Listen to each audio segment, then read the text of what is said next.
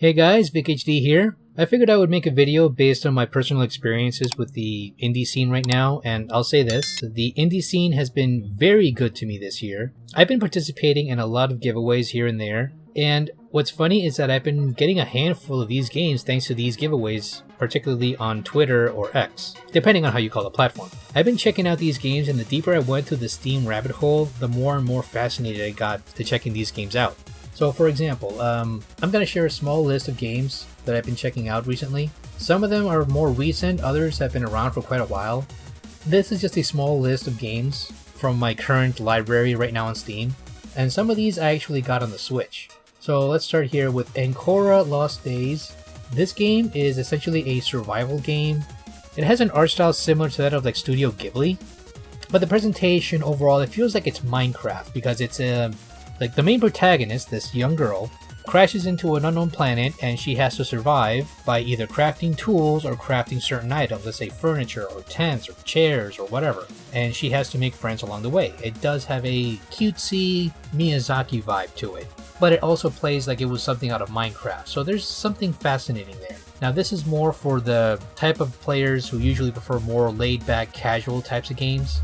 This might be right up your alley if you're interested in that type of thing. Art of Rally. This is a top-down rally racer with very low poly aesthetic. I mean, it might alienate some players if you're looking for something that's a little more graphically impressive. But for what it is, it's a very low poly in regards to its presentation, but that doesn't take away from its gameplay. Because when it comes to rally games, and I'm usually a sucker for rally games, these games usually consider a lot of skill, and you have to strategize as to like what type of items require the vehicle. Let's say, for example, if you need like particular tires for gravel or for dirt roads or for snow, or if you need to change the engine for something that's a little more lightweight. There are a lot of factors when it comes to rally games overall. And another one I've been checking out was Slain Back from Hell, and this is essentially a 2D hack and slash roguelike, very bloody, very gory, and it even has death metal in it. Also has a difficulty curve that can be a little cheap at times. It does feel like there's a learning curve that's almost like the equivalent of hitting a brick wall sometimes. But again, it's one of those things where you just have to either get good or just give up trying. Overall, Slain Back from Hell is a really interesting roguelike for what it is. I also got another one called Beast, Bio Exo Arena Suit Team. Essentially, it's a 3-on-3 arena shooter with characters that feel like they came out of Star Fox.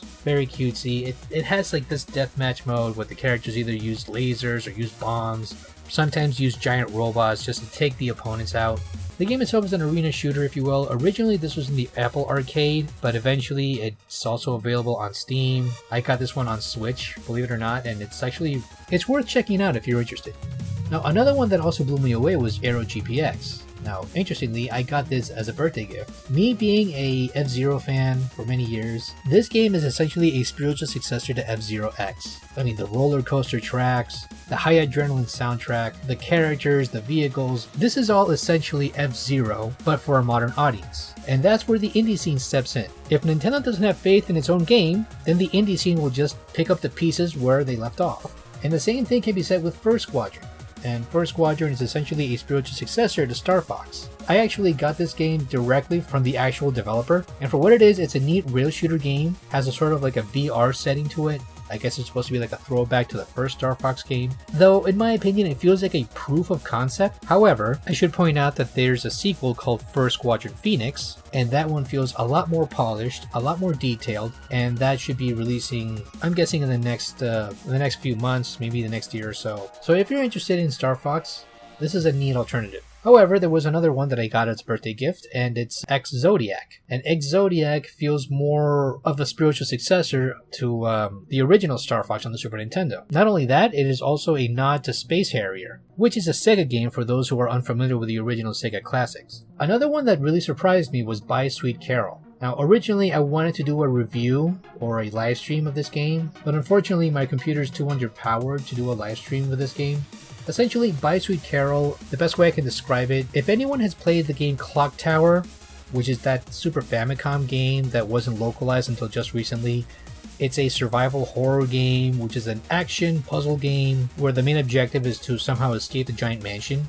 Well, this one has a similar concept, but it has an element of like Alice in Wonderland meets Clock Tower, and it has other elements that feel like you're watching something from a Don Bluth animation, Disney. It has elements of maybe Studio Ghibli, even elements of another animation called Watership Down. It's pretty much a survival horror game told in a sort of a storybook setting, and the animation is just gorgeous to look at. Initially, I wanted to do a let's play of this game, but my computer just couldn't handle it. But I do recommend you check this game out if you're looking for survival horror games. One that was a big surprise for me was Hollow Knight Silksong. I actually participated on several giveaways on Twitter or X, and wouldn't you know it, I actually managed to get a copy of it for free. I got really lucky. But overall, I mean, I've been checking out like the first few hours of Hollow Knight Silksong, and the game is great. I've never really played the first one, though I am planning on playing that one too. But being a Metroidvania game, and Metroidvanias have become super popular in more recent memory, Hollow Knight deserves all its praise. It's got beautiful animation, has great controls, though the difficulty setting was a little high for some players. So I know that there were some recent updates that had to tweak the difficulty setting to make it more accessible to newcomers, which is understandable. Though some people usually prefer to play with the original difficulty in mind. Okay, another game that I did get for free was Tiny Terry's Turbo Trip. The game itself, think of it as like Grand Theft Auto, but with a more cutesy characters and a more cutesy sandbox type of location. It's like a small town where you can pretty much do whatever you want. You start off in this building where you're basically asking for your driver's license and you're asking for a car. Essentially, you're basically applying for a job as a taxi driver. And you do get a car, and you just travel around the city just doing whatever you want. So it has that open world sandbox aesthetic to it, but it's a lot more kid-friendly compared to what you would normally see in Grand Theft Auto. Sure, you can actually steal cars, you can actually break stuff, but there's no sense of like murder or profanity. It's just it's a more kid-friendly version of Grand Theft Auto. There's just no other way to describe it. Another game that I did get, Peak. This was actually a gift from a friend. This one is a survival game that's mainly about climbing high mountains and working together as a team. I've seen it like really popular amongst VTubers in particular. The game itself, pretty self-explanatory. You have to work together as a team to climb the highest mountains as quickly as you can without dying. Very challenging game and really fun because it has that teamwork element. Another one that I did check out was Aero, that's with double A, and this is actually a rail shooter that's also a rhythm game. Now I actually got this at a special offer from Fanatical, which were doing like special deals where they were giving away games for free. It's a rail shooter, it feels like Star Fox. It's a rhythm shooter that focuses mostly on dubstep, but the music can be a little outdated nowadays. It's an acquired taste depending on the person, if you're interested in dubstep or not. But the game itself is actually pretty good. So those are just a handful of games that I've been checking out so far out of my huge Steam library, and I've been collecting a lot of games. I figured I would just share the games that I've been checking out so far. And with this video, it's just my way of supporting the indies. So seeing how the indies have been doing a lot more effort compared to games today from like the AAA companies, it's best to support the smaller studios because they know where the fun's at. Anyway, hope you guys enjoyed my rambling. Don't forget to like, share, leave a comment, subscribe, and stay tuned for another video. Take care, happy holidays, and Happy New Year.